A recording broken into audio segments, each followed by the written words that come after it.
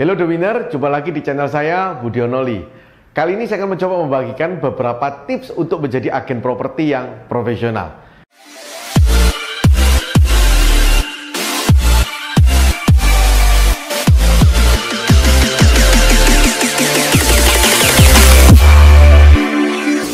Yang pertama yang harus kita miliki adalah kita harus memahami produk yang kita jual. Jangan menawarkan sebuah produk ataupun properti jika kita tidak memahami betul tentang properti tersebut. Apalagi kalau properti tersebut ternyata overpriced, harganya di atas rata-rata. Anda harus mengerti kapan harga laku terakhir di daerah sana. Sebagai agen properti yang profesional, kita wajib lebih mengerti properti yang kita pasarkan dibandingkan calon customer kita. Seringkali malah vendor atau pemilik rumah itu tidak mengerti spek detailnya dia.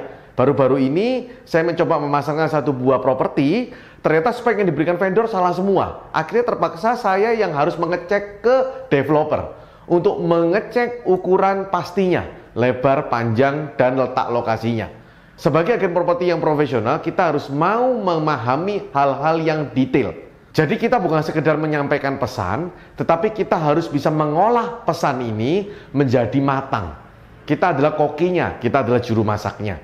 Yang kedua, sebagai agen properti yang profesional, kita tidak boleh merasa rendah diri di hadapan klien kita, baik itu vendor ataupun buyer.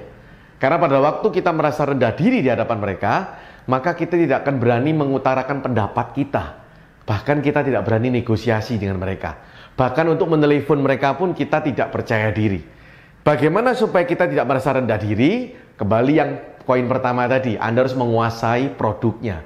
Pada waktu Anda menguasai produknya, Anda tahu harga rata-rata laku di sana, harga pasaran berapa, kelebihan propertinya apa, speknya apa, maka itu akan menambah kepercayaan diri Anda. Ingat, sebagai agen properti profesional, Anda harus memposisikan diri Anda setara dengan mereka. Anda adalah partner yang dipercaya oleh vendor ataupun buyer untuk mencarikan properti bagi mereka, properti idaman, rumah impiannya. Pada waktu Anda percaya diri, maka akan keluar karisma dalam diri Anda yang membuat customer yakin untuk beli dari kita. Yang ketiga, pada waktu kita tidak merasa rendah diri, akan muncul yang ketiga, yaitu kita berani mengatakan yang sebenarnya. Kalau vendor buka harganya terlalu mahal, Anda harus berani katakan overpriced. Dan tentu itu ditunjang dengan data-data yang ada. Jangan karena supaya kita kepingin gampang jualannya. Jangan. Kalau pembeli menawarnya terlalu murah, kita harus berani mengatakan harga terakhir laku sekian. Maka Anda bisa sarankan range yang bisa dicapai. Sehingga Anda tidak memberikan harapan kosong kepada buyer Anda. Yang ketiga, lebih mengutamakan pelayanan kepada customer daripada bonus yang Anda terima. Apa artinya? Kadang sebagai agen, kita takut kehilangan transaksi. Kita takut kehilangan bonus. Sehingga kita menutup-nutupi informasi yang penting. Informasi yang penting diketahui oleh buyer ataupun oleh vendor.